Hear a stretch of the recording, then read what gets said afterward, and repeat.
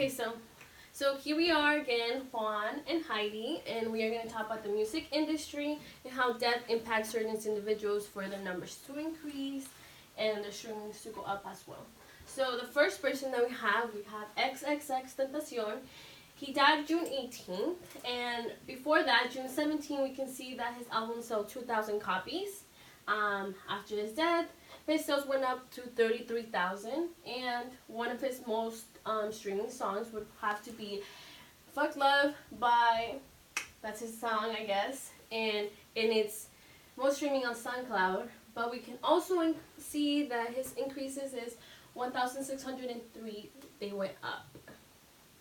So next on our list we have Nipsey Hussle. He died recently, March 31st, 2019. Nipsey Hussle wasn't really a known artist as much as XXX Tentacion, but he was known in LA.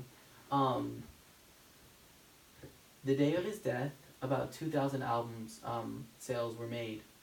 Following the Monday, he had 9,000 copies. Then the next day, on Tuesday, he had 4,000 more copies. And then by Wednesday, Victory Lap, his latest album to release, reached #1 on the Billboard charts, and Crenshaw reached #5, which is his 2013 mixtape.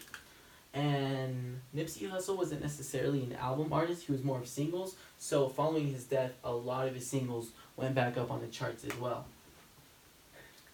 And also, next, we have, on September 7th, 2018, the death of Mac Miller.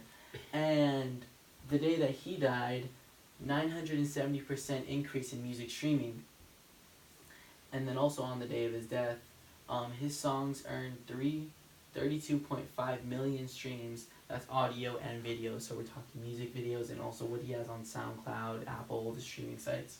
Some of his most famous songs, even before his death, became even bigger after his death, and those were Self-Care, Donald Trump, which he started dissing Donald Trump before everyone else, and then Best Day Ever, Hurt Feelings, and The Weeknd. And Weeknd's a song that also features Miguel, and those are the numbers on Mac Miller too.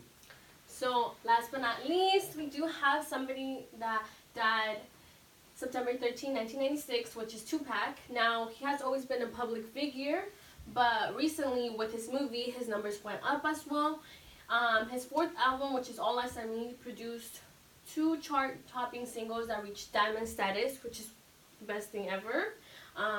2010, Shakur State earned $3.5 million from sync licenses in a list of films, TV shows, and video games.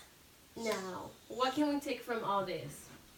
So what we can pull from all this information is that album sales increase after death for the reason that people view their words as a commodity, or they view it as almost rare because they are unable to produce. Almost similar to when artists would pass and then all of a sudden their works of art become worth millions, billions, and trillions.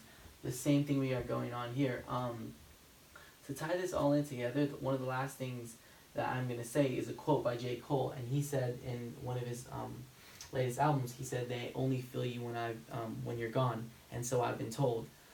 So he says this because this is a reoccurring trend in every aspect of music. There are other artists that we didn't mention too. For example, the first one off the top of my head, like Lil Peep, when he died, no one knew who he was. I didn't even know who he was, and then now all of a sudden, him and XXX Tentacion are all over Twitter and Tumblr. Like, this is a real thing that happens, as shown by the numbers and the 4 examples we have here. Yeah, obviously, as we can see, this will be a trend that will continue going on. But this is all we have about the music industry. Thank you.